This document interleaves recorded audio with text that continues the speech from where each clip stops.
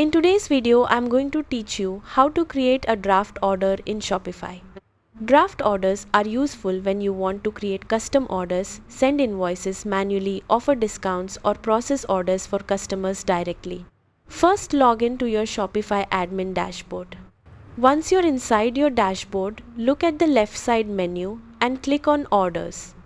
Inside the Orders section, click on Drafts.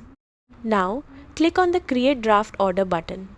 You'll now be taken to the draft order page where you can start adding products. If you already know the product name, use the search bar to quickly find it.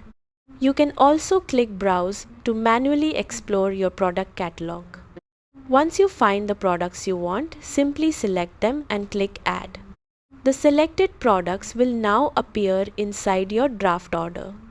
Next, you can customize the order further by adjusting quantities, applying discounts, or adding custom items if needed. Scroll down to the payment section if you want to set payment terms for the customer.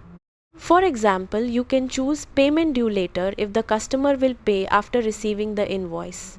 Now click on Send Invoice. Enter the customer's email address, and if you want, you can also include a custom message with the invoice. Before sending, make sure to click Review Invoice to double-check all the order details, pricing, and payment information. If everything looks correct, send the invoice to your customer. And that's it. You've successfully created a draft order in Shopify. Draft orders are a great way to handle custom sales exchanges, wholesale orders, or personalized customer requests more efficiently. Thanks for watching and happy selling on Shopify.